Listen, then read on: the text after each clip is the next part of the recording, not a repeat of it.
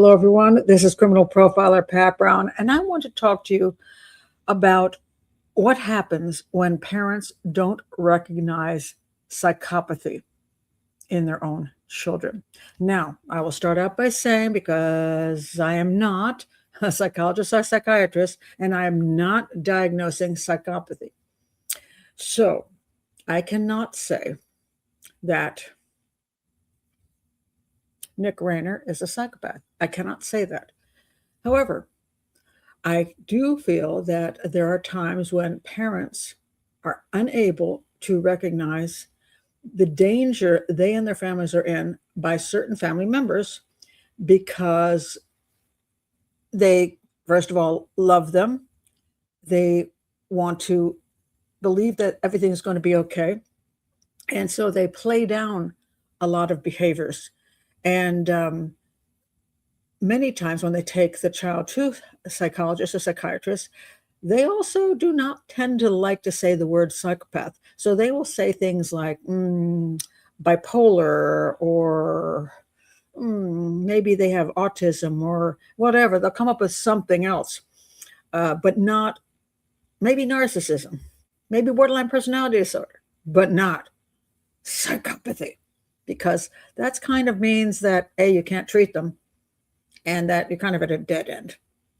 Well, so I'm not going to say Nick is a psychopath, because I cannot, because I am not a psychiatrist or a psychologist, and I have not been able to diagnose him. And I'm sure he is going to be going to, his defense attorney is going to get him to a psychiatrist or psychologist who will come up with some kind of something for him. But I don't think it's going to be a psychopath. But I want to talk about what does happen if parents don't recognize psychopathy in their children. So I want to look at the situation where you have the Reiners murdered by their own son, 32-year-old Nick. This is Rob Reiner and Michele, his wife, and the mother of this child. What the heck? They had 3 children. 2 of them seem to have turned out okay. This guy, not so much. What happened? Why did they not kind of realize what they were dealing with? And I want to read you a couple things that Rob Reiner said. I'm going to include that in how I'm going to analyze this. Nick's addiction struggles began in his teens, and he spent years homeless and in and out of rehab, which I think was 17 times in and out of rehab. When he would go in, and the parents would bring him home, let him stay with them, or in the guest house, and maybe not require him to work or whatever, try to help him get on his feet. And then he got back into drugs and would go back into rehab, and this went on and on and on. In a chilling comment during a 2015 interview with The Hollywood Reporter, Rob looked back on the very hard times for their families. Now, this is 2015, so we're talking about 10 years ago. The number one job of any parent is to keep their child safe. Well, I want to point out that at a certain point, the child is not a child, they're an adult. And it becomes the responsibility of the adult to keep themselves safe, and is the responsibility of the parent to keep the rest of their family safe from that adult. He said, the number one job of any parent is to keep their child safe. And I hadn't done that, the actor said at the time. And now here I have done that. I kept him safe. He came out alive. That was in 2015. Now, here's another statement from him. If your kid is going through rough times, as a parent, your main job is to keep your child safe. So I would do anything, the director said earlier in an interview. At the end of the day, I know my child better than any expert does. And I probably should have trusted my own instinct. And that's one of the things I did learn about this whole experience. The psychiatrist or psychologist said that he was a liar and a manipulative person. And he said, I should have trusted my own instincts and not left him in the hands of those people. I should have done what I should have done for my child. And in the long run, it turned out he was wrong. 100% wrong. What they said about him, the experts, said he was a liar and a manipulator. Now, a lot of people say people who are addicts do lie and manipulate, because the whole point is to get the next hit of drugs, right? But there's way more to that in this story. He stated that they didn't have a good relationship when he was growing up. And I don't know why. So I'm not going to sit here and say why that is. There are those who believe he's quite controlling. There are those who believe he suffers from a lot of anger. There are those who say he's the sweetest guy ever and loving and all that kind of stuff. And I'm not there to be able to prove one thing or the other. And by the way, I know there are a lot of people who have seen his political viewpoints on X. Please do not comment on them below. That's not what this is about. And this is not a political channel. But one doesn't know what the parental relationship is with kids when they're young. And of course, that means Rob, and also means Michele. So you have kids growing up. And I want to say this about Hollywood. Hollywood is not a normal place. And I'm not talking about anything freaky weird like a lot of people believe, but just the fact that it is a very unique place full of people who are in the industry. A lot of rich people, a lot of famous people, a lot of journalism. It's not an easy place to grow up being a child, having a grandparent and a father who are famous, extremely famous and extremely rich, and you're hanging out at all kinds of people's houses, that are rich and famous. He seemed to feel that he could never be what his father and grandfather were, that he was nowhere going to be able to compete with that. Now, he could say, oh, I never expected him to. But on the other hand, there he is in the midst of all of this. Some personalities do well with that, and some personalities can't handle that kind of constant stress, in the sense that I'm never going to be as big as everybody else, around me, including my own father, including my own family. I'm just never going to be that. I don't have whatever it takes. And yet you're around that all the time. Yet there's a massive amount of money. There's journalists every place. And parents often don't have time to spend with you when they are when they're acting, when they're working on projects which take up massive amounts of time. I don't know what happened to the family, but I can say Hollywood is not an easy place for a kid to grow up in. And unless parents find a way to make your life a little bit normal, some kids fall by the wayside. And they can fall by the wayside early on, and they can get attachment disorder even when they're babies and when they're toddlers, and then they decide that nothing they do works, everything they try fails, and at that point, screw you all. And they start, by the time I believe by age 5, are already maybe psychopathic. And they live for them. They only know that they have to fight against everybody else. They don't care about anybody else because they don't think anybody cares about them. So then they just a matter of how I can get over on everybody, because I'm never going to win. By their rules, I'm never going to win. I'm never going to be what they are. I'm never going to be able to be as good as they are. I'm never going to, whatever. I'm never going to be. And therefore, I'm going to be something in my own right, whether it be a drug addict, ha daddy, or whether it be embarrassing you, or whether it be whatever. I'm just going to do it my way, and I screw you all. And it appears that could be the path that Nick Reiner was on. And then we get to the point where he goes in and out of all these institutions, and sometimes they do let him stay on the street and he's homeless.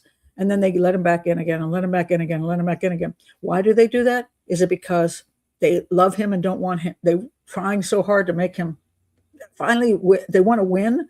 Is it an issue of embarrassment? I don't know, because I'm not them, and I don't know them.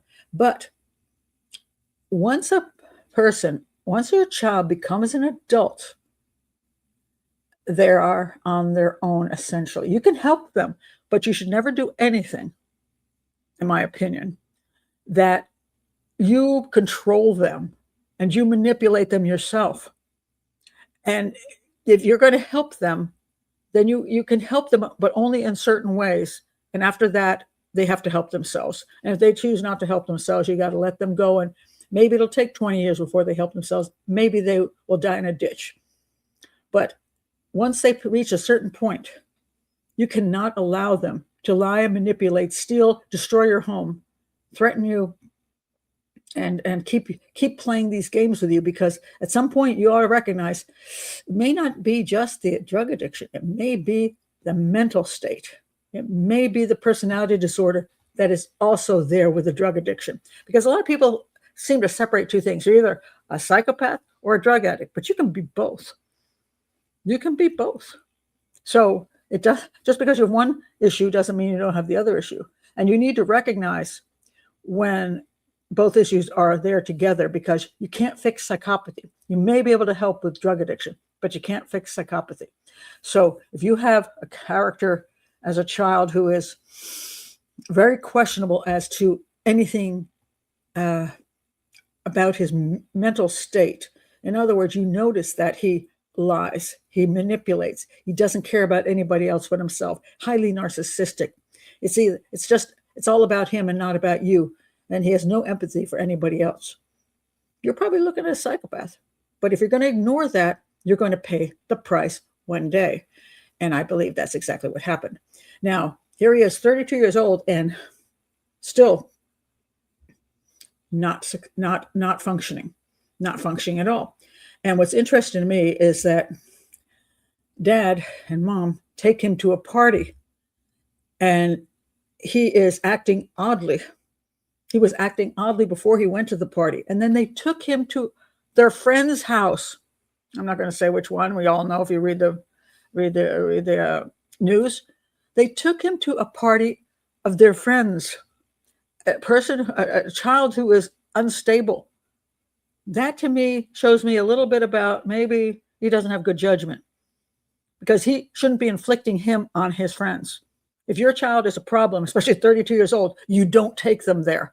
You keep them home. You get them someplace else. You don't take them to your friend's party. So that's poor judgment. And then, of course, they get home and they get stabbed to death by that son. And here's what that really bothers me. And this is where I think that parents of children who have real severe psychological issues, not just drug addiction, but possible psychopathy. He had to, and his wife had to remember, they had 2 other children. His daughter arrived and found their bodies. What if that daughter had been there at the time that they got killed? He would have killed his sister too. He would have killed his brother too. You wouldn't have cared about either one of them. So you would have provided protection for him, but not protection for the 2 other children. Why not? Because that's your duty too. So if you have 2 children who are being threatened by the third one, this one is the one that you need to remove and not put your other 2 in danger. But that's exactly what happened. And thank God the siblings weren't home when he decided to shred his parents to death. Now, of course, the siblings have to live, especially the sister who found their bodies. She has to live forever with the image in her head of her parents being brutalized bodies. She has to live with that. So that's something he could have prevented as well. Both the parents should not have had him around to do that, so that their daughter had to live with that for the rest of her life. And now, of course, the daughter and their other son have to live with this becoming public, this going through the court system. And of course, the lawyer is going to say, oh, he didn't know what he was doing, blah, blah, blah, blah, blah. All I can hope for the siblings of Nick, let him go. That's my advice to you. Let him go. Don't provide bail for him. Don't provide legal help for him. Don't provide money for him. Don't take him back. Don't visit him in prison. Let him go. It's sad, but it's like a rabid animal. A rabid animal you can't save. You can't save him either. And all you're going to do is destroy your life, continuing to try to be a family member to him. He doesn't care about you. He didn't care about his parents. He doesn't care about you. And he will use you, lie to you, and manipulate you, just like the psychiatrist said. Don't let him do it. Walk away. He's made his choice. One of the most horrific choices in life, actually killing your parents. Let the system deal with it and walk away. Don't do what your parents did and put yourselves in harm's way. So that's my thoughts on this. Yeah. So if you have someone in your family who exhibits all the signs of psychopathy, you can go look them up on Harris checklist. Just put that into your Google, put Harris checklist in. A psychopath, to you, you're either useful or you're in the way. And as long as you're useful, they can be nice. They can lie to you, manipulate you, get you to do what they want, be friendly to you. Even you're like, oh my God, he's so nice. As long as you're useful. As soon as you're in the way, you might get stabbed to death. Don't let it happen to you. Don't let it happen to your family, because they deserve to be safe too. And even more so than the person that you're trying to save. So those are my thoughts. Thank you for being here. If you're new to the channel, please do hit the subscribe button, hit the bell for notifications, and check out my playlists. And yeah, let's see how this all turns out in the court of law. But yeah, I hope that they put them away and put them away for good. Bye-bye.